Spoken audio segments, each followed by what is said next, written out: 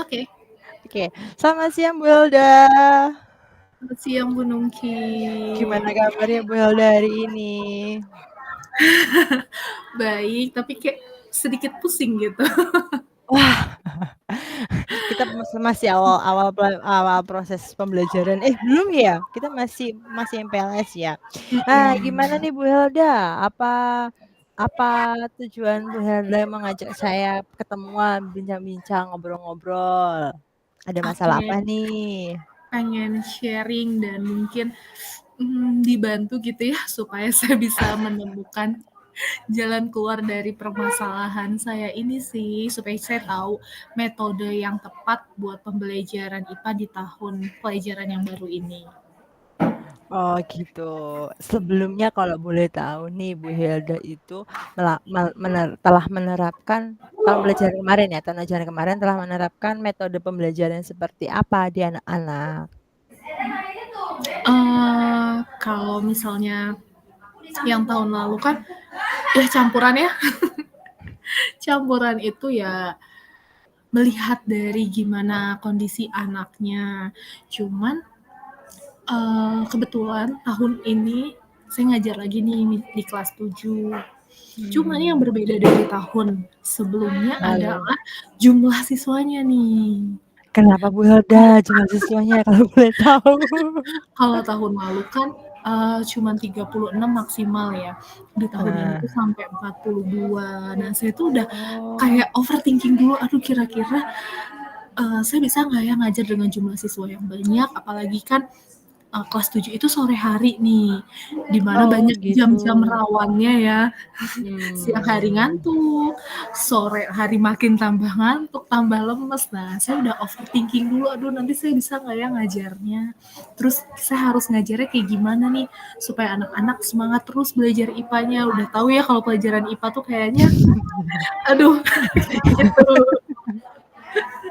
Kamu Nungki juga kan ngajar yang backgroundnya IPA, jadi udah pasti udah paham ya kalau anak-anak tuh kayak Jam-jam udah rawan ya. kayak gitu sih Bu Nungki.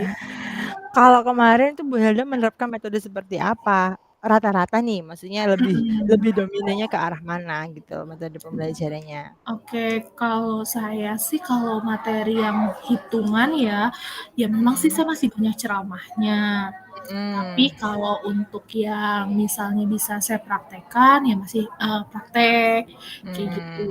Atau kadang, mhm, saya minta anak-anak untuk kerja kelompok, atau mmm, bikin kayak, apa ya, alat peraga, kayak gitu sih.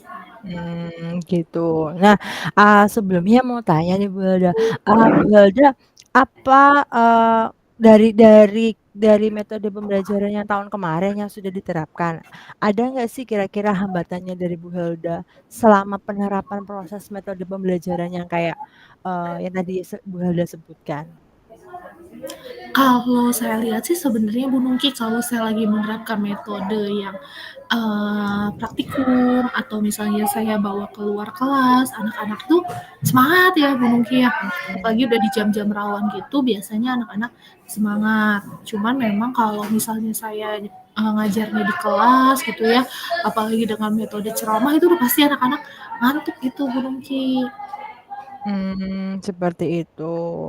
Ya mungkin kan tahun ini mungkin Bu Helda sudah menerapkan, apa namanya, pemetaan kebutuhan belajar siswa. Nah, kesempatan itu mungkin bisa Bu Helda gunakan tuh Bu Helda, dalam artian Mmm. memetakan pembelajaran siswa sesuai dengan kebutuhannya.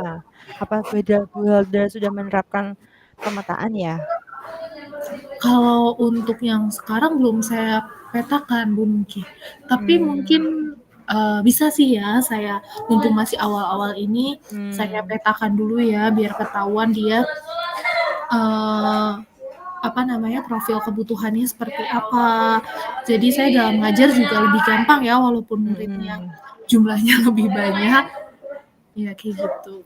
Nah, kondisi ideal yang ingin Bu Hilda capai agar tujuan pembelajaran itu dapat tercapai apa ya Bu Hilda? Dengan Kalau saya jumlah sih kelas bengkak ya? Anggap aja ini kelas bengkak ya?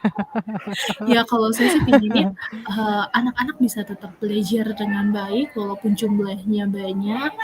Mhm, Yang pertama mungkin nyaman ya, anak-anak mhm, nyaman dalam pembelajaran, terus semangat dan apa yang mhm. disampaikan atau apa yang jadi tujuan pembelajaran hari itu bisa tercapai. Itu sih kondisi idealnya ya.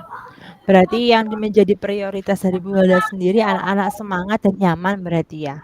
Iya betul. Oke. Nah, kira-kira strategi apa nih akan Bu Hilda terapkan di kelas bengkak ini? Mungkin yang tadi Bu Nungki udah bilang ya bisa dilakukan dengan cara tes diagnosis awal dulu, terus juga nanti kan ketahuan tuh kira-kira mereka minat belajarnya di mana, profil kebutuhannya apa. Dari situ mungkin saya bisa juga dengan melakukan proses pembelajaran berdiferensiasi ya, bisa Mhm. dengan praktikum, terus bisa dengan cara tugasnya sesuai dengan minat mereka. Bahkan mungkin nanti ketika misalnya anak-anak udah mulai nggak fokus gitu ya di jam-jam rawan, saya bisa ngajak anak-anak untuk belajar di luar gitu. Apalagi kan IPA mungkin sangat kondusif kalau misalnya anak-anak bisa langsung belajar ke alam yang ada di lingkungan sekolah. Oh gitu. Nah kira-kira nih Bu Hilda, yang apa namanya, rencana yang akan Bu Hilda terapkan di besok tahun ajaran besok besok ini itu adalah bagaimana, berapa sih ukuran tingkat keberhasilannya kira-kira menurut Bu Hilda sendiri seberapa? Kalau mungkin dari skala dari 1 sampai 10 kira-kira berapa Bu Hilda? Kalau menurut saya sih kayaknya 9 ya Bu Nungki ya, karena kalau 10 kayak udah sempurna banget gitu. Tapi saya optimis sih untuk bisa 9. Nah, kira-kira ada tidak ya gangguan yang Ibu Hilda alami ke depannya di rencana besok ini? Mungkin kalau gangguan sih ada ya. Mhm. Misalnya, ketika misalnya saya lagi mau bawa anak-anak keluar ternyata hujan, itu kan juga jadi salah satu ya caranya. Berarti kan saya harus cari cara lagi nih gimana caranya bisa, terus meningkatkan motivasi belajar anak walaupun di dalam kelas. Itu sih salah satu gangguannya ya. Mhm. Oh gitu. Nah kira-kira siapa, yang akan membantu Ibu atau kira-kira siapa yang akan Ibu guide? Ibu gandeng agar agar rencana Ibu itu bisa tercapai tujuan pembelajarannya?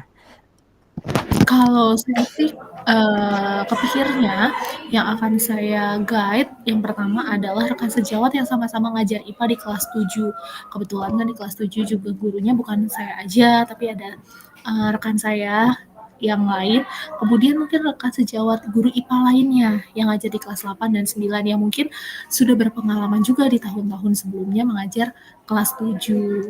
Oh Terus juga begitu. yang jelas, yang bisa membantu saya salah satunya adalah siswa juga ya, gimana caranya kita berkomunikasi dengan siswa tentang, metode atau tujuan pembelajaran yang mau kita, lakukan, kayak gitu sih.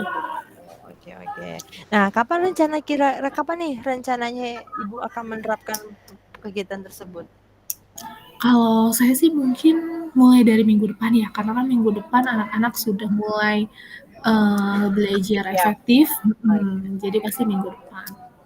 Ya, saya sih, hanya bisa mendoakan Bu Helda ya, semoga, apa yang rencana apa yang sudah Bu Helda rancangkan dari sekarang, semoga dapat diterapkan dengan baik di minggu depan atau pembelajaran selanjutnya.